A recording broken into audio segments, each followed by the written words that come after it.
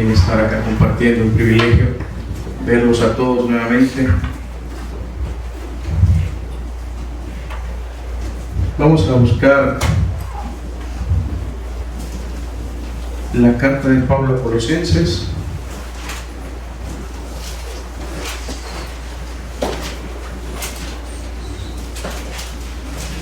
Vamos a ir al capítulo 2.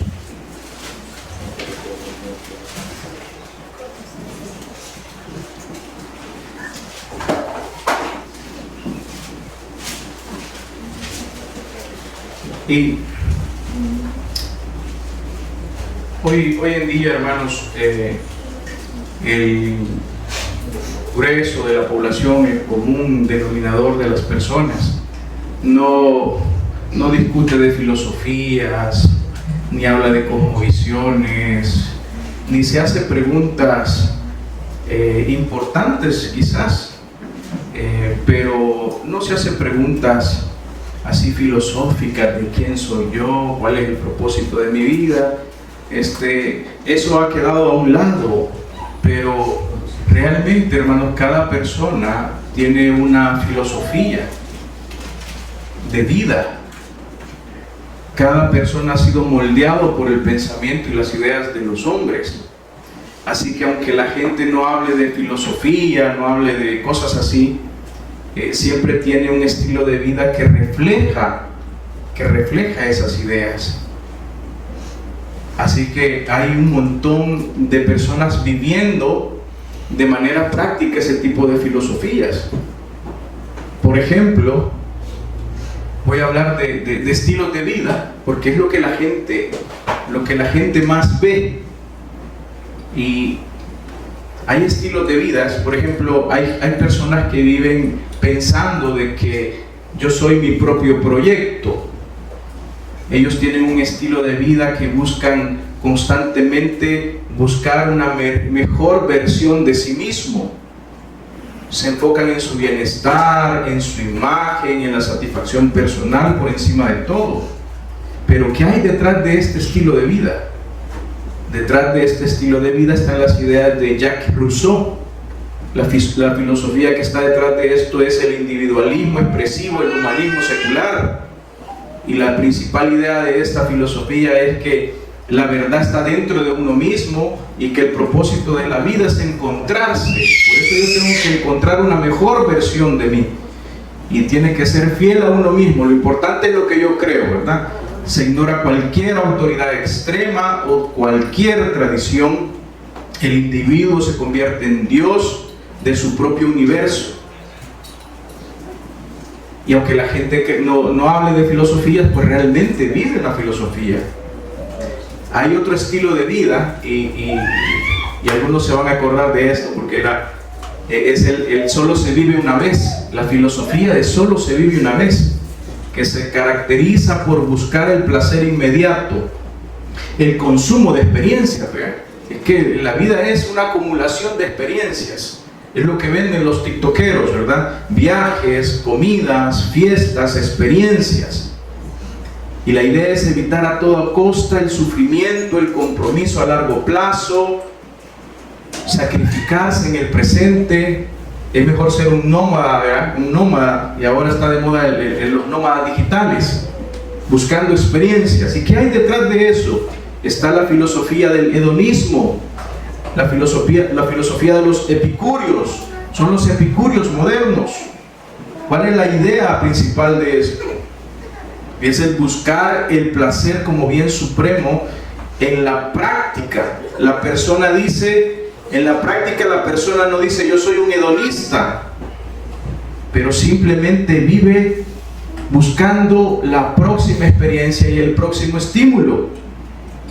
Viven buscando el próximo like, la próxima compra, la próxima salida, creyendo que la felicidad es la suma de momentos placenteros.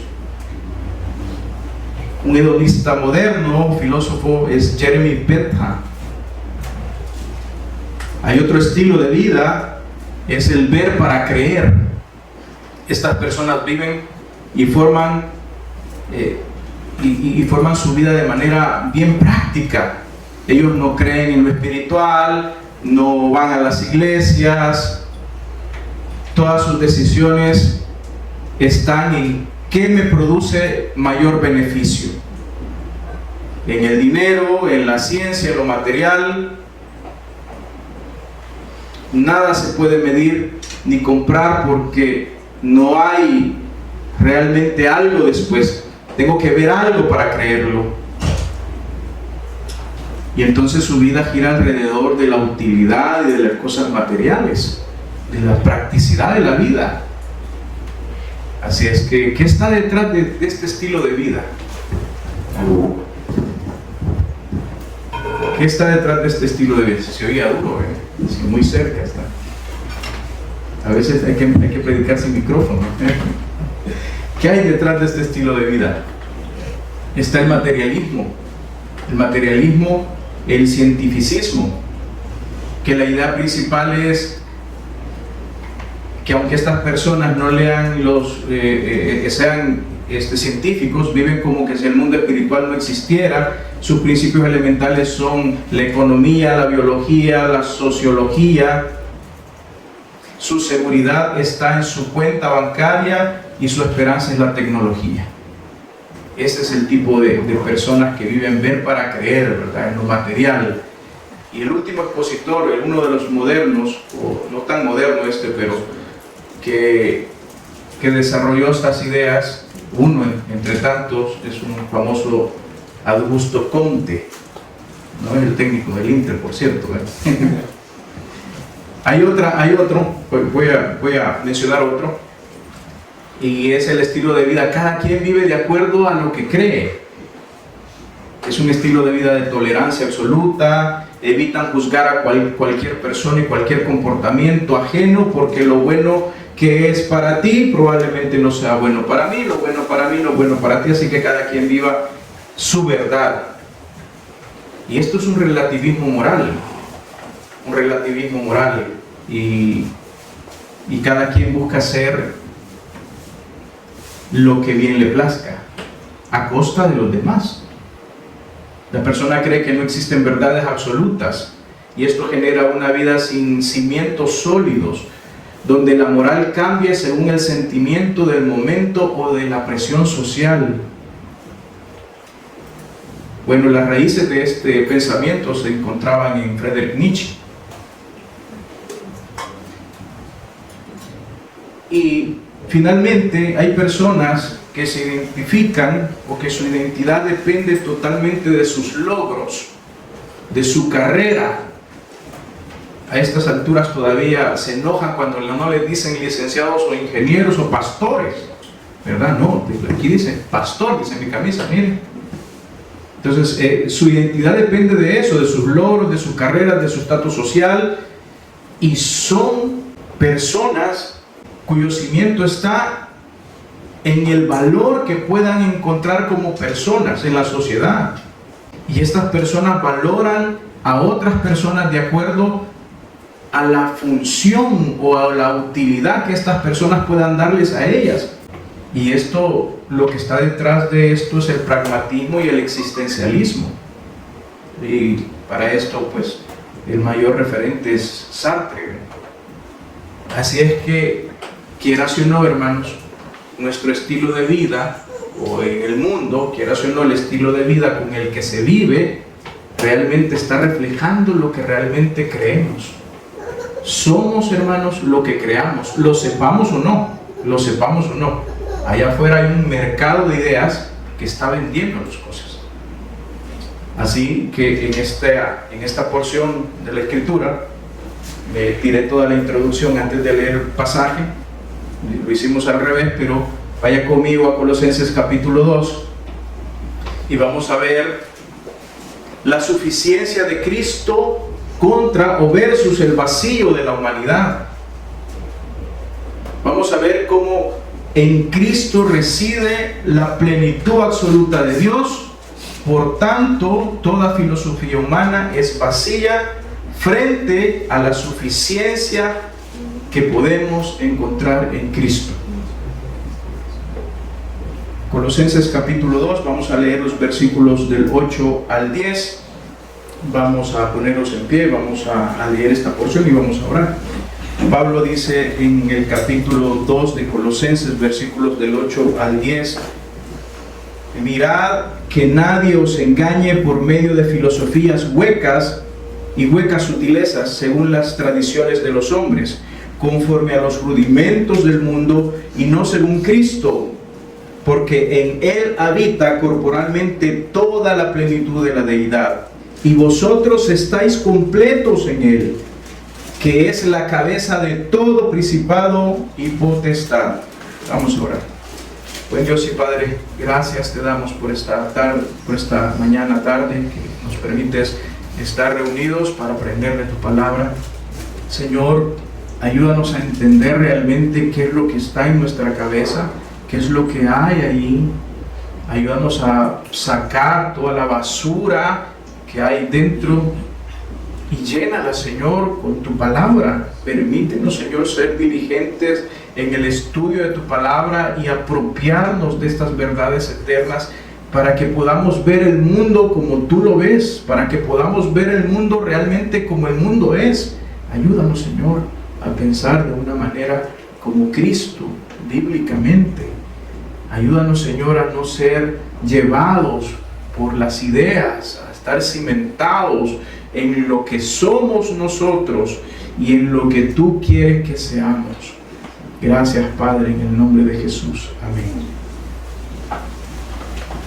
Bueno, hermanos, Pablo ha estado hablando acerca de su ministerio y hablándonos realmente en el capítulo 2 de la lucha constante que Pablo tiene por los hermanos de Colosa, el esfuerzo que hace de estar orando por ellos, y a pesar de que Pablo está en prisión, Pablo está ahí, como decía, luchando con la tinta y el papel para tratar de transmitirles una defensa contra cualquier engaño, diciéndoles: hermanos, por favor, así como recibieron a Cristo, permanezcan en Cristo y crezcan. Así que, hermanos, como recibieron al Señor, así anden en Él. Arráiguense, sobreedifíquense en Cristo y confírmense unos a otros en la fe, a mantenerse firmes. Y en los versículos 8 en adelante, Pablo va a hacer una fuerte advertencia contra un secuestro. Pablo va a hacer una advertencia. Entonces vamos a ver, así como para podernos ir ubicando, vamos a ver una advertencia, vamos a ver un fundamento que es Cristo, y vamos a ver una aplicación práctica. Una advertencia, el fundamento del ser, el fundamento de nosotros, y una aplicación práctica. Veamos esta advertencia que Pablo va a hacer acá. Entonces dice: mirad, dice Pablo, mirad. Es de manera enfática, imperativa, y para que presten atención. Mirad que nadie os engañe, por medio de filosofías y huecas sutilezas. La versión Las Américas dice: mirad que nadie os haga cautivos, nadie nos haga cautivos por medio de su filosofía y vanas sutilezas según la tradición de los hombres. Entonces, para entender un poco de lo que Pablo está diciendo con estas palabras, debemos recordar, hermanos, y ver a Colosas, la iglesia de Colosas, como un mercado. Imagínense a Colosas como un mercado, pero no se vende cualquier cosa en ese mercado. Es un mercado de ideas, donde el evangelio está siendo diluido por una mezcla conocida por las herejías colosenses. Así se les llamaba, las herejías colosenses, porque era una mezcla.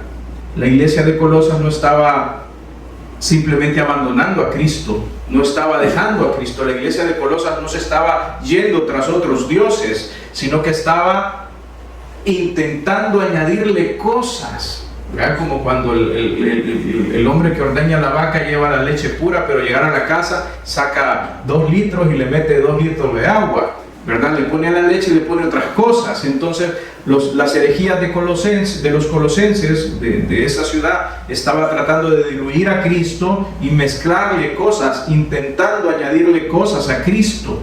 Era un sincretismo. La palabra sincretismo es fusionar, amalgar, conciliar, mezclar. Entonces estaban tratando de mezclarle cosas a Cristo y habían tres ideas que estaban ahí siendo mezcladas. La primera era el misticismo judío, y lo podemos ver en el versículo 16. Vean lo que dice el versículo 16. Por tanto, nadie os juzgue en comida o en bebida en cuanto a días de fiesta. Estaba un elemento judío ahí, pero místico, mezclado ahí con filosofías paganas. Entonces estaba el misticismo judío y la filosofía pagana, que esto eran especulaciones acerca de cómo funcionaba el mundo, acerca de los dioses, acerca del significado de la vida, por qué la gente venía al mundo, cuál era el propósito, y tenían una serie de cosas, de explicaciones raras y cosas secretas que solo cierto grupo de personas podía alcanzar ese conocimiento de cómo los espíritus se mezclaban y cómo había que hacerle frente a esos espíritus malignos. Las filosofías mezcladas, filosofías paganas.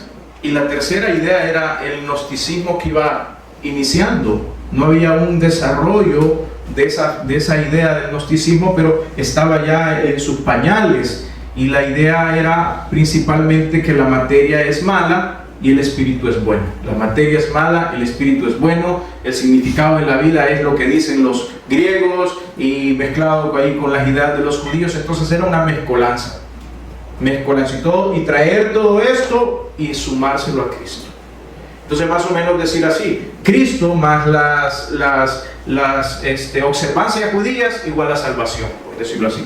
Cristo más las filosofías griegas igual a conocimiento y plenitud perfecta. Entonces le iban agregando cosas a Cristo para poder tener como la plenitud, para estar completos, para ser hombres perfectos. Pero no todo el mundo tenía acceso a todos esos conocimientos. Entonces Pablo, sabiendo eso, va a advertirles acá, está haciendo una advertencia: mirad, vean, pero es un llamado a observar, y vean la primera oración, dice: mirad que nadie os engañe. Pero literalmente me gusta más la Biblia de las Américas, porque dice: mirad que nadie os haga cautivo, porque prácticamente la palabra engañe que aparece ahí es la palabra cautivo. Es una palabra griega que tiene el significado literal de ser llevados como cautivos. Entonces la traducción de la Biblia de las Américas es más exacta cuando dice: mirad que nadie os haga cautivos. Y esta idea en el tiempo de Pablo describía, o sea, esa palabra se usaba para describir a un guerrero vencedor que después de vencer llevaba botines de guerra. O sea, matamos a los enemigos, ahora despojen a toda esa gente de todos sus bienes más preciados, y ese es el botín de guerra. Entonces llevaban ese botín de guerra, llevaban esclavos y llevaban cautivos, y esa es la palabra que se usa ahí, en vez de la palabra os engañe, que nadie os engañe. Porque luego la otra frase también tiene que ver con el engaño, y por eso la Reina Valera quizás une, pero no sé. El punto es que literalmente es Pablo advirtiendo a los de Colosas, y asimismo a nosotros también, que no seamos hechos cautivos, que no seamos hechos prisioneros, que no nos lleven cautivos como prisioneros. Esta es la advertencia de Pablo cuando dice: mirad, vigilen cuidadosamente, debido al peligro ¿de qué? De las falsas ideas. Dice Pablo: filosofías y huecas sutilezas según la tradición de los hombres. Entonces, vigilen cuidadosamente debido al peligro de las falsas ideas, que no solo confunden, este es el punto, que no solo confunden, sino que esclavizan, los llevan cautivos. No solo te confunden estas ideas, te esclavizan. Se puede decir, hermanos, que es una advertencia contra el secuestro de nuestra mente. Es una advertencia, yo lo he puesto aquí entre comillas, a un secuestro mental. Un secuestro mental. Pablo dice que no secuestren tu mente. Ya Pablo lo dice en Gálatas 5.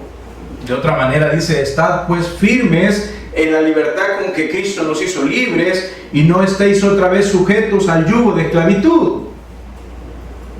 hablando del pecado y de todas las consecuencias que el pecado hace en nuestra vida, ¿verdad? Pero por eso el Señor Jesús en Mateo capítulo 7, versículo 15 nos dice: guardaos de los falsos maestros que vienen a vosotros vestidos de oveja, pero por dentro son lobos rapaces. Guardaos, estén vigilando, estén firmes. Es la advertencia que se le hace a todo cristiano, no solo del Señor Jesús, sino de Pablo. Hermanos, estemos vigilando, no tengamos una mente tan abierta como dicen algunos, ¿verdad? Es que es de mente cerrada, hay que tener la mente abierta. Sí, entra basura, se queda basura y sale basura, porque tienes la mente demasiado abierta. Pablo no está tratando de decir que no pensemos, hermanos, sino que advierte a la iglesia que vea afuera lo que está pasando, que vea afuera. Hay un sistema de ideas malas afuera. Hay un sistema de ideas que te esclavizan, le dice a los colosenses. Vean, hermanos, por eso es necesario que Epafras vaya donde Pablo y esté ahí en la cárcel, porque Pablo no sabe cómo enfrentar todas estas cosas. Pablo está con Epafras y Epafras le ha expuesto todo esto. Mira, Pablo, esto es lo que está pasando en la iglesia. Pablo es el pastor de Colosas. Podemos llegar a creer que es el pastor de Colosas y necesita instrucción bíblica. Entonces se fue al seminario paulino allá para aprender más. Pero todo esto que Pablo está expresando lo ha escuchado, no solo ha escuchado del amor de los colosenses y de su crecimiento en la fe, sino del peligro que están teniendo ellos ahí. Pablo dice: miren afuera hay malas ideas que van a esclavizar, te van a esclavizar. Y hermanos, piensen por un momento en esto. Hoy las ideas siguen secuestrando nuestra mente, hermanos. Y piensen esto, que es peligroso también, porque hoy las ideas siguen secuestrando nuestra mente y no lo hacen con cadenas, hermano. Son sutiles, huecas sutilezas. La palabra huecas sutilezas tiene la idea literalmente de una acción que haces para cometer engaño. La frase huecas sutilezas, literalmente usted la puede entender como la acción que hace un falso maestro o alguien falso para engañarte. Lo que hace, ¿cómo es? O sea, como quien dice: yo le voy a vender no sé, algo falso, ¿ya? Algo falso. Yo voy a pensar en algo bien común. Le venden pupusas y los frijoles se le arruinaron a la señora. Entonces la señora viene y se va a la cocina y dice: ¿cómo voy a hacer para poder vender estos frijoles chucos en las pupusas? Y viene y lo echa en la olla, le echa bicarbonato para que le vaya lo ácido y usted cuando come la pupusa, qué raro estos frijoles, vean. Sí, pero no lo siente ácido, ya están arruinados. Ese tramafaz que hace de pintar el carro, ¿vea? De pintar el carro bien bonito, ¿vea? Y el motor ya está fundido, ¿vea? Y lo pinta bien bonito. Mire, está helando, ¿cómo le ponen ahí? Helando rico, le ponen para vender los carros, helando rico, a toda prueba, que no sé qué. Y cuando llega el experto, como ya nadie se deja ir por lo bonito de la pintura, ¿verdad? Cuando alguien llega ahí, dice: no, hombre, este carro no sirve. Mira los frenos, mira esto. Entonces el que quería vender hizo un tramafaz, ¿verdad? Hizo una artimaña. Entonces la frase esta, huecas sutilezas, son todas las acciones que hacen los falsos para tratar de vender un engaño, para tratar de engañarte. Entonces Pablo, vea, que nadie los haga cautivo a través de esas artimañas, de esas huecas sutilezas. Así que, hermanos, hoy en día todavía nos siguen secuestrando nuestra mente, pero no lo hacen con cadena, sino, hermanos, hoy lo hacen con algoritmos. Están pensando en cómo se modifica el algoritmo para que usted siga cautivo, su mente siga cautiva. Si antes eran los grandes discursos no de los púlpitos, sino desde los podios, ¿verdad? Y los grandes líderes convencían a través de la propaganda y del discurso, hoy lo hacen a través de los algoritmos. A través de los algoritmos. Los gobernantes nos gobiernan a través del algoritmo. Y eso es real. ¿Qué quiere la gente? Bueno, bajemos el algoritmo de Facebook, estas son las tendencias, esto le gusta a la gente, esto quiere la gente, esto no le gusta a la gente. No vayas a hacer eso, porque si haces eso, ya no vas a ser popular. Siguen el algoritmo. Entonces nos secuestran nuestra mente porque nos secuestran con el algoritmo, con las modas de pensamiento. Nos dicen que somos, ellos nos dicen que somos, nosotros nos encajonan, ¿verdad? Vos sos baby boomer, vos sos... ¿Por qué? ¿Quién les da el derecho de encajarnos, de decirnos quiénes somos nosotros? Es que vos sos de la generación Z, es que vos sos de la generación Y. Bueno, yo creo que Dios nos ha creado a todos individuales, ¿verdad? Y probablemente las teorías tengan una cosa de verdad, pero nos encasillan, nos dicen quiénes somos, nos dicen qué sentimos, para decirnos qué debemos de hacer. Pero ellos lo dicen de otra manera, para decirnos qué debemos comprar, a dónde debemos vivir, en qué debemos ocupar nuestro tiempo.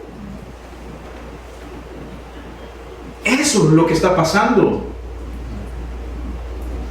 Y Pablo nos advierte desde hace muchos años, hermanos, que nadie os haga cautivo por medio de huecas, de artimañas para engañarlos. Los estaban engañando en la iglesia de Colosas hace 2000 y pico de años y nos siguen engañando ahora y siguen engañando a la iglesia. Hermanos, yo cuando pienso en esto no veo por qué las iglesias bíblicas tienen gente y la gente está sentada en las iglesias, pero todavía no hay un cambio, una transformación en la vida de las personas, donde las personas estén repudiando el mundo y estén obrando más como Cristo. Que nos está costando eso, porque hay una lucha de ideas en nuestra cabeza. Pablo nos dice: mirad, velad, estad pues firmes. Esa es la idea. Pablo nos está advirtiendo contra eso. Y vean lo que dice esas dos primeras oraciones. Mirad que nadie os engañe por medio de filosofías. Y esta filosofía era lo que tenía que ver con estas especulaciones griegas y todos esos pensamientos acerca de los dioses y todo eso.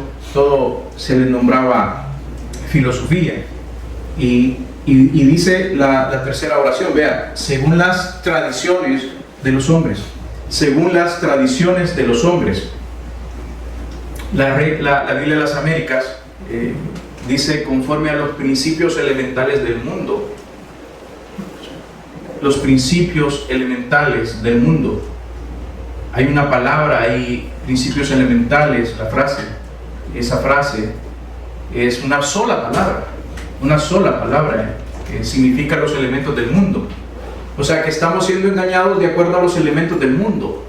Pero ¿qué quiere decir Pablo que estamos siendo engañados de acuerdo a los principios elementales del mundo, a los elementos del mundo? Es la palabra estocheia, es una sola palabra, y esta palabra en el tiempo de Pablo se usaba de tres maneras. Fíjese, Pablo nos advierte entonces que estemos pendientes a no ser engañados por las filosofías y las sutilezas de la filosofía y los rudimentos del mundo. Los rudimentos del mundo. Y se usaba de tres maneras en el tiempo de Pablo. Los elementos del mundo, era lo que los griegos conocían como los elementos de la materia. Ellos creían que la tierra estaba hecha de agua, de tierra, de fuego, y todo lo que estaba constituido constituido por esos cuatro elementos: tierra, agua, aire y fuego, ¿verdad?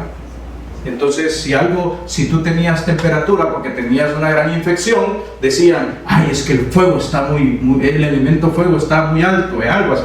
La cosa es que todo le daba un significado a esos cuatro. También tenía que ver con el alfabeto griego. Esos elementos del mundo tenía que ver con el alfabeto griego, de cómo empezaban las ideas.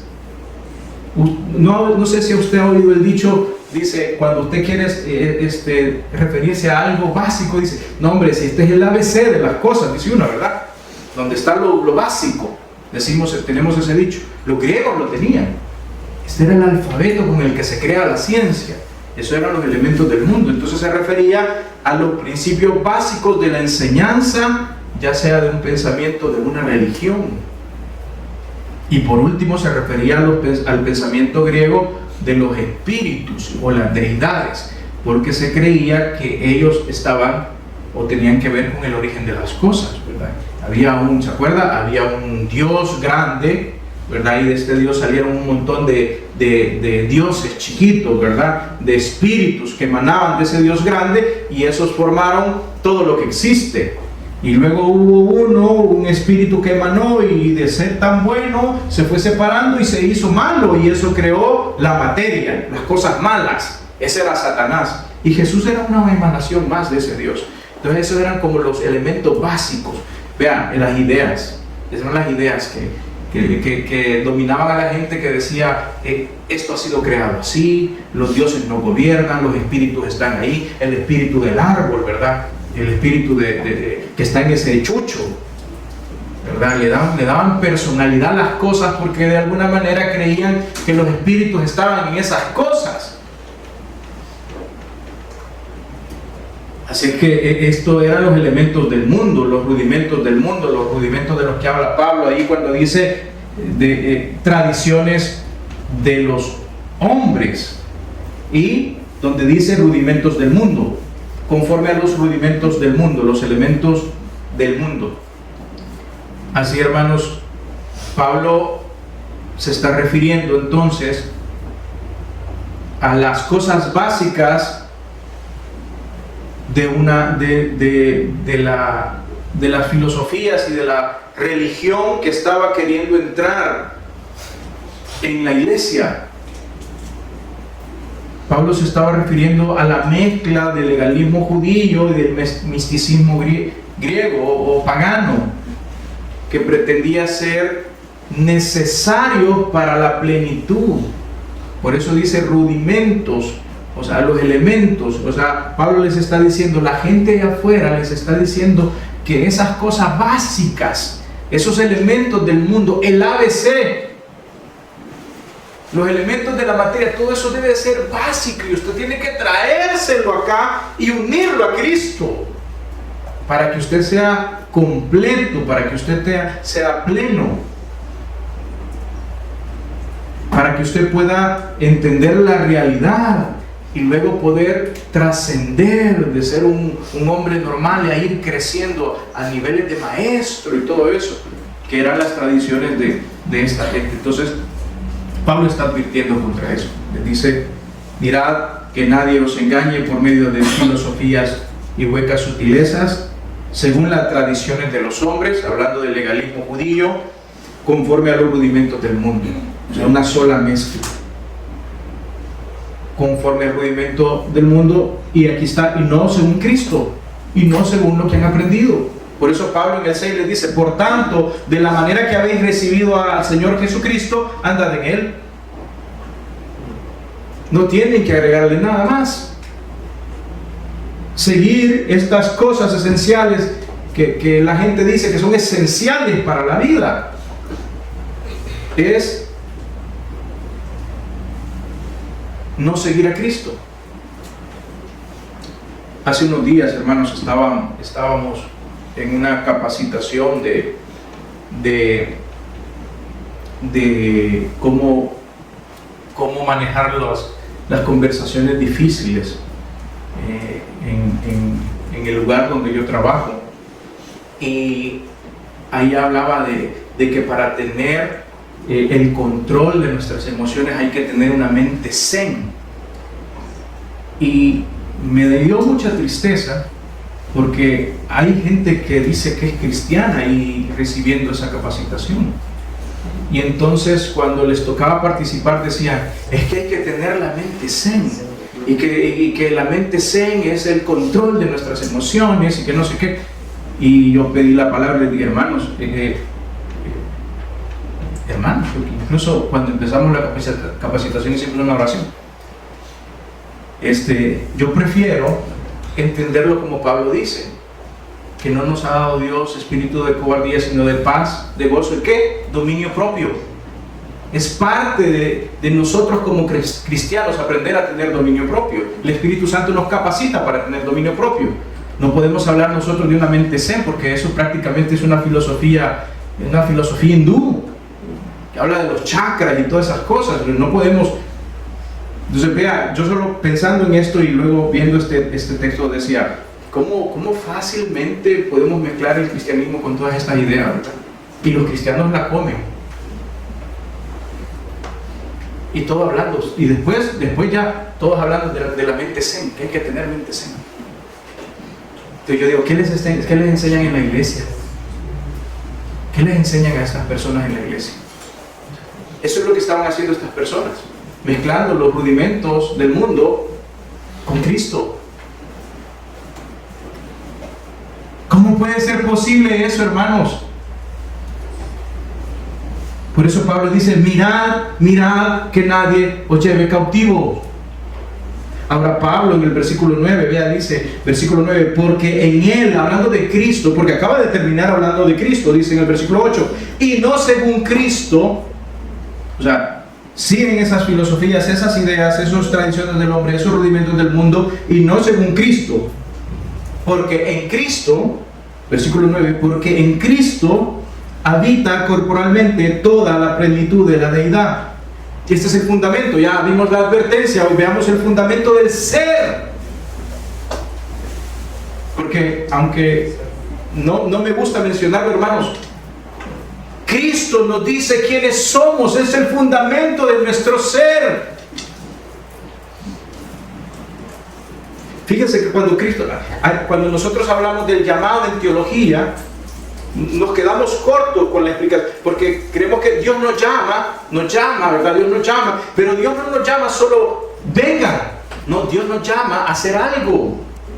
Cuando Él llama a los apóstoles, Él los llama ¿para qué? Para que sean sus apóstoles, para que lleven las buenas nuevas. Cuando Cristo los llama a usted y me llama a mí, no me llama para que me venga a sentar a las sillas, me venga para que sea alguien y para que haga algo. Eso lo entendieron los puritanos. Lo entendieron los puritanos, hablando de la identidad del cristiano y de lo que ahora tengo que hacer como cristiano, las responsabilidades que ahora tengo como cristiano. De eso no nos gusta hablar mucho. Que usted adquirió una responsabilidad cuando se hizo creyente, que Dios le dio una identidad y de tal manera que debe de andar como esa identidad. Os ruego pues por las misericordias de Dios que andéis conforme a la vocación con que habéis sido llamados. Y no solo significa eso abandonar el pecado, hermanos. Sí, es que eso significa que tengo que abandonar el pecado, ¿verdad? Que ya no ande como el mundo. No solo eso, significa que ahora tienes una personalidad en Cristo, ahora tienes una identidad. Cristo te ha dado una identidad, no solo para abandonar el pecado, sino para ser alguien en Cristo. Eres ahora alguien en Cristo. ¿Y qué vas a hacer? ¿Qué vas a hacer?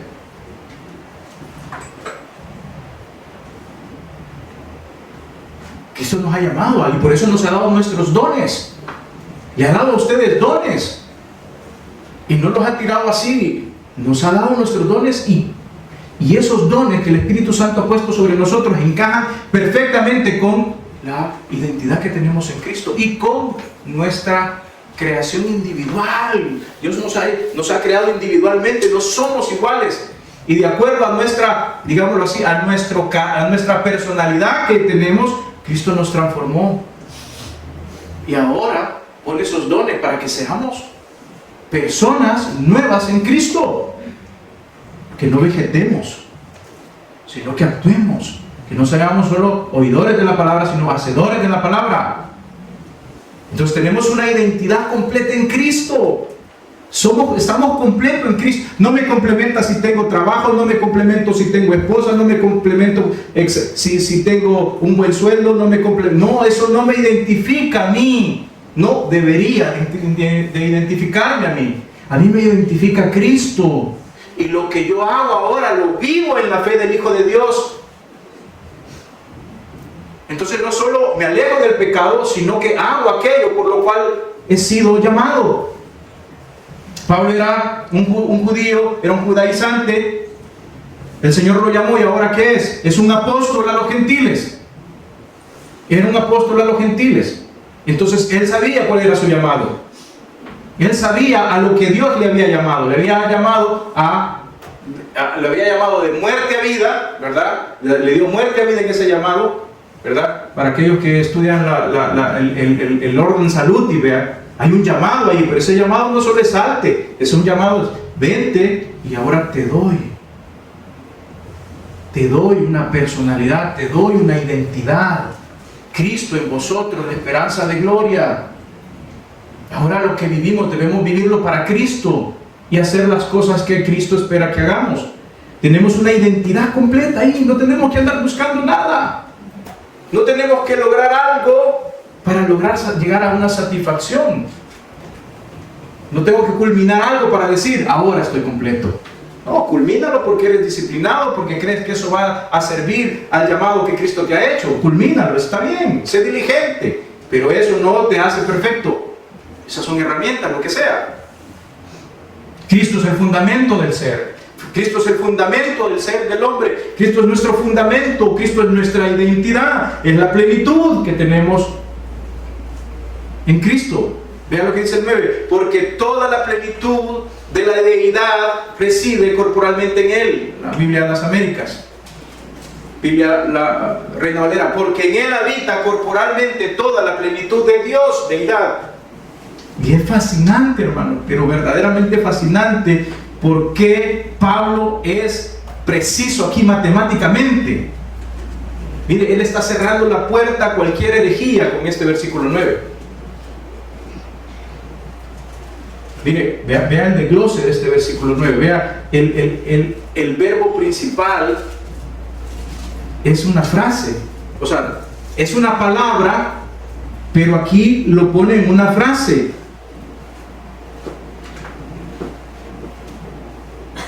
Y aquí dice el 9, habita. Y la Biblia de las Américas dice, reside. Eso es lo que Pablo quiere que entendamos, que en Cristo habita, que en Cristo reside. Pero ¿qué reside en Cristo? ¿Qué es lo que hay en Cristo que es bien importante para Pablo? De tal manera que nos hace ese énfasis, que eso es lo más importante. Pablo dice, esto es lo más importante, ¿no? De todo. Ahí está la advertencia en el versículo 8, pero el versículo 9, póngale atención a la palabra habita, reside. ¿Por qué, Pablo? ¿Por qué? ¿Por qué ese énfasis de habitar? Porque significa habitar permanentemente. Habitar permanentemente. No es vivir como un extranjero, no es vivir temporalmente. Ahí está usando para que entendamos algo que está en algo que está presente y continuo, que no termina. O sea que la deidad vino a habitar para siempre en Cristo. No vino y se fue. La deidad no vino y se fue de Jesús, sino que la deidad vino y se quedó en Jesús. La deidad, bueno, no dice que vino, sino que simplemente está y se quedó. Reside en Él de forma permanente y eterna. La deidad vive en Él de forma permanente y eterna. Esto es lo que Pablo quiere enfatizar. ¿Por qué? ¿Por qué, Pablo? ¿Por qué quieres enfatizarnos que en Cristo la deidad habita permanentemente y eternamente en Cristo? ¿Por qué?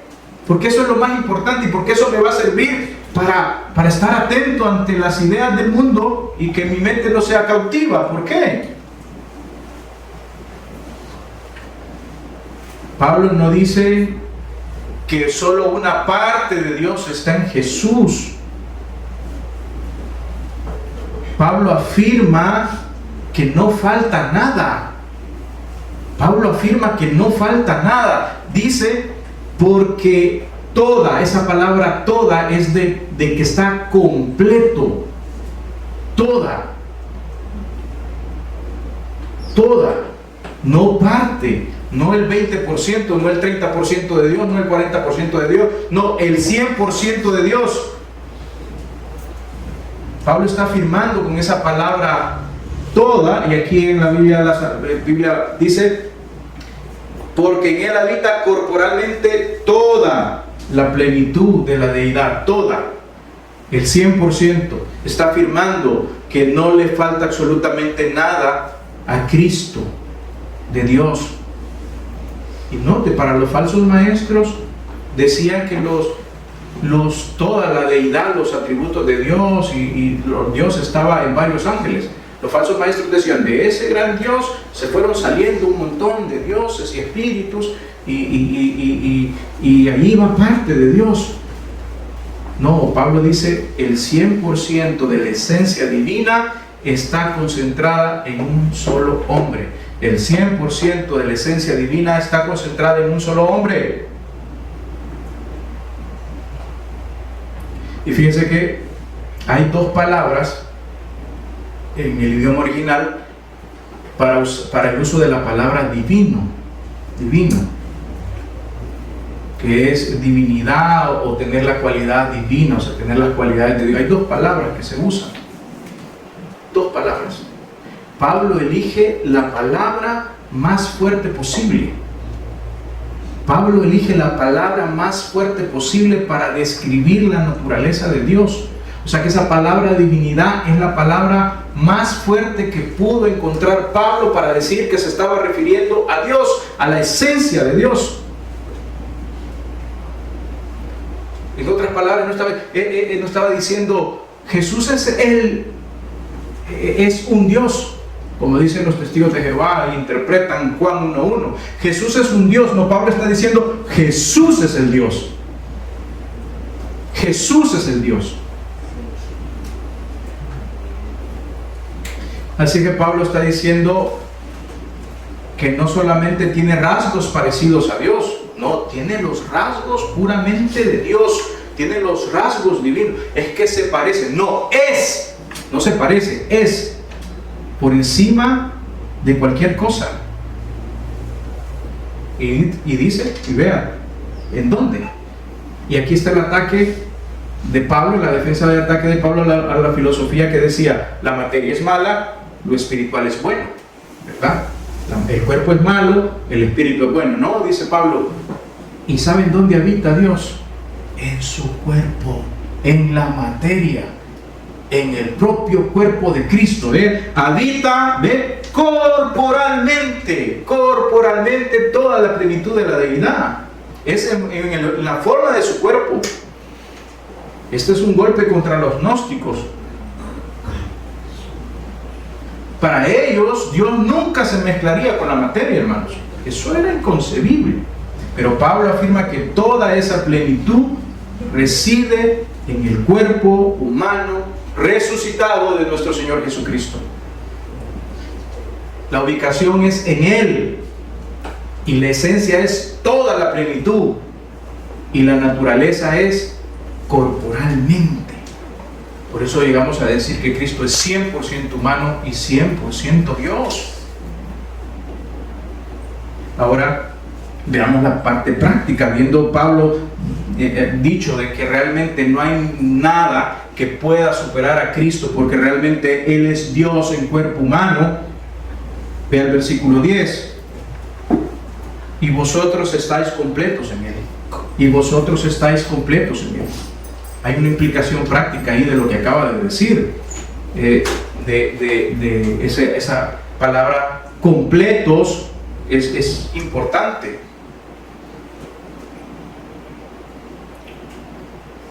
Y usa ese mismo verbo en el 9 y está usando el mismo verbo en el 10, completo. Pero, ¿cuál es la importancia de todo esto, hermano? Cuando dice Pablo, y vosotros estáis completos en Él, Pablo está diciendo que esa completitud es algo que no hacemos nosotros. No nos hacemos completos o perfectos a nosotros, sino que alguien está haciendo eso por nosotros. indica que nosotros no nos llenamos a nosotros mismos para ser completos. Somos receptores de la plenitud que emana de Cristo. Así que Pablo está estableciendo como un puente, algo como si Cristo está completamente lleno de Dios, es decir, la plenitud de Dios llena a Cristo, y como nosotros estamos en Cristo, esa plenitud fluye directamente hacia nosotros. Esa es la idea. Es como cuando el niño ve que anda perdido y se siente inseguro, y agarra la mano de su papá y él sabe dónde está, y el niño le dice: estamos perdidos, y el papá con confianza le dice: no, vamos bien. Y el niño dice: ok. Entonces el niño, la seguridad del padre se es transferida hacia él, y entonces él se siente seguro. ¿No le ha pasado eso con sus hijos? Yo tenía la costumbre de perderme siempre en Sonsonate, y mi hijo pequeño decía: papá, estamos perdidos, y yo le decía que no, y cuando yo le decía que no, entonces se quedaba tranquilo. Pero mi esposa estaba que se moría de los nervios, ella sabía que estaba perdido, pero yo le decía: no, hijo, no estamos perdidos. Pero él se sentía confiado al saber que yo sabía el camino. Así es con Cristo. Si Él es la plenitud de Dios, esa plenitud viene a nosotros. Hermanos, no necesitamos nada más. ¿Qué va a buscar en el mundo para sentirse completamente realizado? Ya está realizado en Cristo. Ahora solo busque, de acuerdo a sus dones, a qué lo llamó el Señor. Sírvale.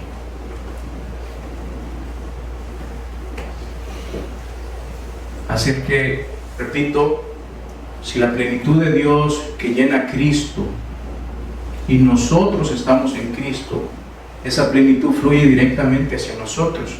No necesitamos buscar suplementos en filosofías o rituales, porque estamos conectados a la fuente, ¿verdad? No necesitamos andar batería, estamos directamente en la fuente. Imagínense cómo cambió las cosas Cristo. ¿Se acuerdan? En el Éxodo, la gloria de Dios, la Chequiná, bajaba al tabernáculo, ¿verdad? Y era una presencia limitada, porque se acuerdan que ponían unas cortinas, y esas cortinas tapaban y la gente no podía ver la Chequiná porque era tapada por las cortinas. ¿Se acuerda cuando Cristo murió? ¿Qué pasó con ese velo del templo? Se rompió, porque Cristo ahora está mostrándonos la plenitud de Dios. Podemos ver a Dios. Entonces Pablo está argumentando que en Cristo esa misma gloria corporal está en Él, en Él. Esa misma gloria está corporalmente en Él. Y nosotros no estamos excluidos de esa gloria. No hay una cortina para nosotros. No hay una cortina. Sino que a cara descubierta vemos el rostro de Jesucristo, la faz de Cristo, de tal manera que podemos ir creciendo de gloria en gloria a la imagen de ese varón perfecto. Por eso que cuando Moisés bajaba y llevaba el velo, la gente no podía ver el rostro de Moisés a causa de esa gloria que reflejaba el rostro de Moisés. Pablo lo trata en 2 Corintios 4 y dice: pero ahora nosotros a cara descubierto vemos la gloria como un espejo. ¿Para qué? Para que crezcamos de acuerdo a la imagen que se refleja ahí, y la imagen es Cristo. La imagen de Dios es Cristo. Él es la imagen del Dios invisible. Vea lo que dice Colosenses cuando estábamos: Él es la imagen, versículo 15, capítulo 1, Él es la imagen del Dios invisible, el primogénito de toda creación, porque en Él fueron creadas todas las cosas, las que hay en los cielos, las que hay en la tierra, visibles e invisibles, sean tronos, sean dominios, sean principados, sean potestades. Todo fue creado por medio de Cristo y para Cristo. Y cuando vemos el rostro de Cristo, vemos la misma gloria de Dios que nos transforma a nosotros de gloria en gloria. Hermanos, estamos completos en Cristo. Estamos completos. Y véalo de manera práctica. Cuando Jesús enseñaba acerca de la vid y los pámpanos, ¿se acuerda? Yo soy la vid, ¿verdad? Yo soy el Señor enseña que el pámpano no tiene vida propia. No tiene plenitud de vida, no tiene fruto, no tiene savia, no tiene vida, sino que depende totalmente de ¿qué? De la vid. Así que Colosenses 2:10 nos da esa idea. Colosenses 2:10 dice: y vosotros estáis completos en Él, que es la cabeza de todo principado y potestad. Estamos completos en Cristo. No es un logro independiente de cada uno de nosotros. Es Cristo actuando en nosotros. Y siempre que nosotros estemos injertados al olivo, que estemos en la vid, y que sea Cristo la cabeza que gobierna todo, entonces no va a haber problema, todo va a estar en su puesto. Así, hermanos, hemos visto entonces y hemos identificado el engaño, un engaño hueco que hay allá afuera de ideas. En el versículo 8, en el versículo 9 vemos la fuente, vemos cómo ahí está la fuente infinita de Dios en Cristo. Y Pablo nos dice en el 10 que si la fuente finita está en Cristo y nosotros estamos en Cristo, entonces no nos falta nada. Vamos a orar. Buen Dios y Padre, gracias te damos por tu misericordia. Gracias, Señor, por tu bondad. Ayúdanos, Señor, a saber quiénes somos en Cristo. Todavía vemos muchos acá que deambulamos ya estando en Cristo sin una dirección, porque no hemos comprendido que hemos sido llamados a algo más que ser salvos. Hemos sido llamados a ser tus siervos. Hemos sido llamados al camino. Entonces, Señor, ayúdanos, danos dirección, que tu Espíritu Santo nos guíe y que nosotros seamos más humildes para escuchar la voz del Espíritu Santo guiándonos en tus caminos. A ti sea la gloria en la iglesia por los siglos de los siglos. Amén.